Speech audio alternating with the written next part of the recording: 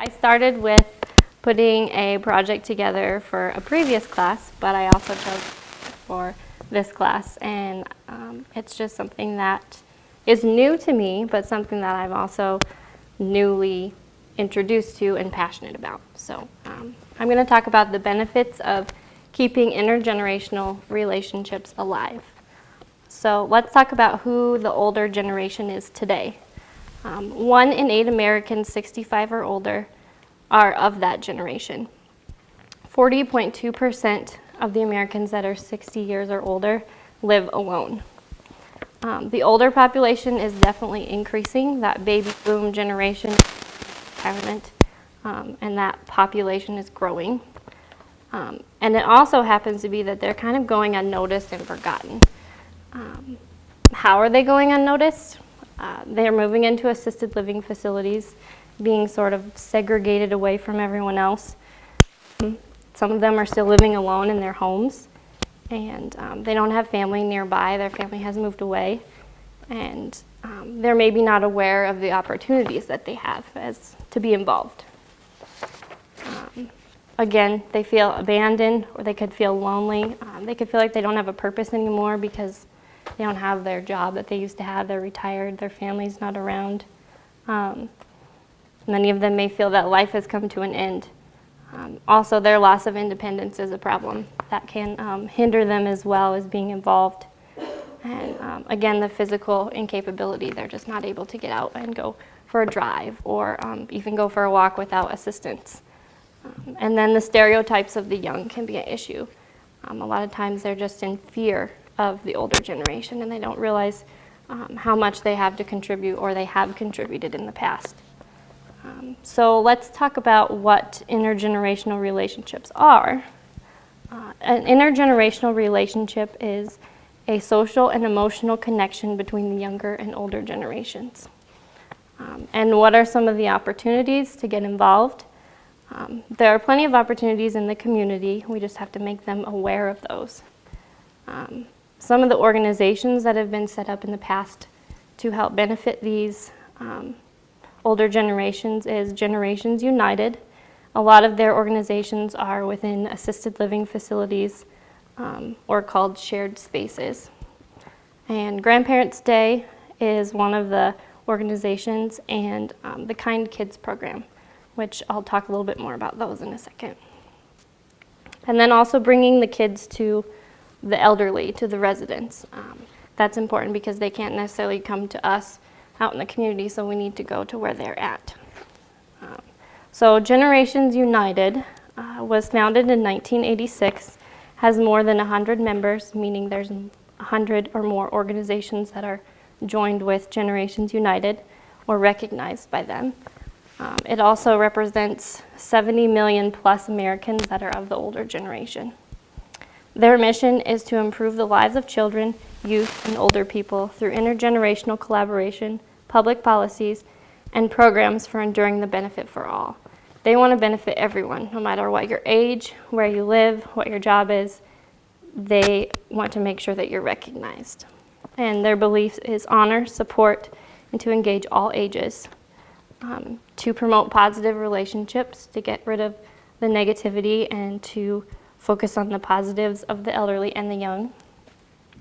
And also to use those resources wisely within an intergenerational relationship. They also want to get rid of discrimination against the older and the younger, to inform them of the aging process and that it's not something to be afraid of. And now we'll talk about shared spaces and what those look like. Like I said, those are usually in assisted living facilities, and they have a daycare partnered with them, just like we have at St. John's over here is one of those. And Generations United provides those shared spaces with training, technical assistance, guides, program recognition, and grants to help make that organization function with quality. And these shared spaces also open up an opportunity for spontaneous and planned interactions.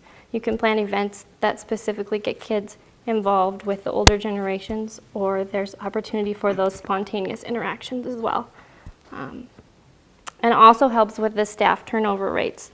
It creates a fun environment for people to work in, and it's a benefit of childcare for those employees as well. It builds community and family-like setting. Having those different generations all together creates a family. You all live together, you work together, you do life together. Another program is a program developed by Glenna C. Orr. She had a passion for teaching the importance of volunteerism. She wanted to teach kids to stay involved and to specifically be involved with the older generation. She taught in a lot of elementary schools on the East Coast, and she developed programs with those schools. She would go into assisted living facilities and take kids with her and get involved with the elderly. And her goal was to introduce children to being aware of the elderly. She wrote a book also called Open Minds, Open Hearts, and that captures her memories of those specific events of being involved. And she just talks about those important people that she met, and she got to watch their relationships develop. And that gives proof that her goal was reached. And then there's Grandparents' Day. That sometimes isn't always recognized as much as it should be. It was formed by Marion McQuaid. She worked with the elderly, she had a passion for them, and she wanted to meet their needs in any way. President Jimmy Carter made it a national holiday in 1978, and it's always the first Sunday after Labor Day. And this day is set up to help celebrate those relationships between grandparents and their children. And it's a day to just go do a fun activity, send a card, to just simply say that you appreciate them and all that they've done for you.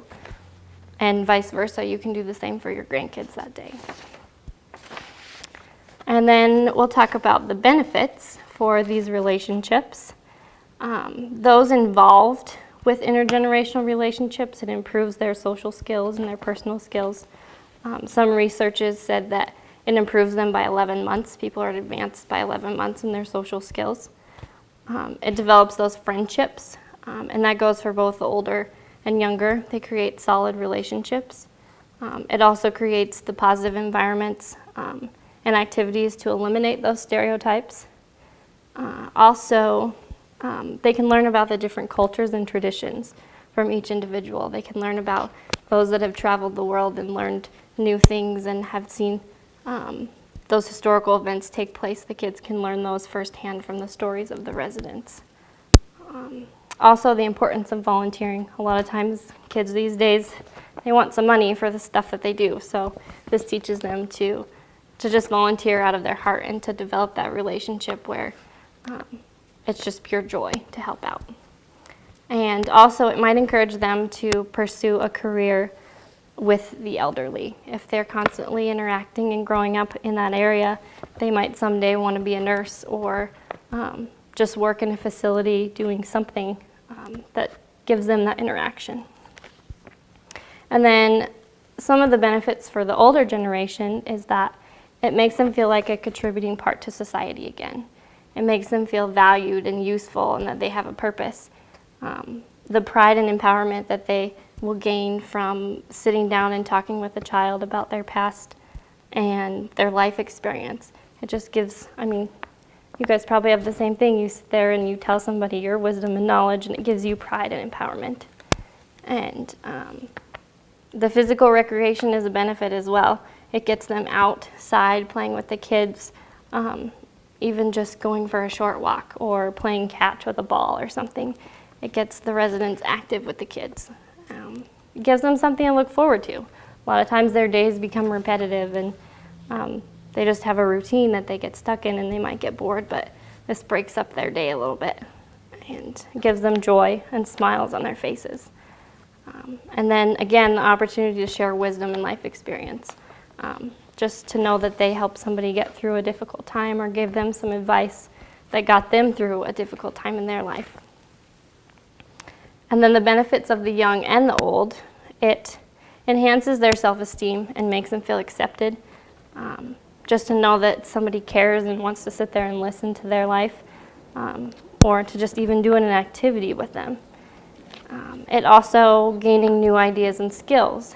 It gives the the younger generation an opportunity to tell the older generation about these new technologies that we have coming up, and vice versa. The older ones can tell the younger ones about the traditions that they used to do and the old-fashioned ways of doing things, and that's new to them. Also, it builds a community with multiple generations, and rather than segregation of ages. And then finally, I'll talk about some of the surveys and interviews that I did with some of the residents over at St. John's and with some of the parents. This was some of their responses to questions of what does your child look forward to the most about interacting with the residents? What do they enjoy? And how do you think it benefits the residents? It gives them an extended family, and it's entertainment for the residents. The kids enjoy the singing, the crafts, the show and share, playing bingo, and going to the concerts, and seeing those people that they recognize throughout the week. And reading with the residents as well is huge. And then one of the residents that I spoke with, he loved the fact that he felt recognized by the kids. They know him from 1 year old up to 10 years old, and he likes watching them grow and learn those things.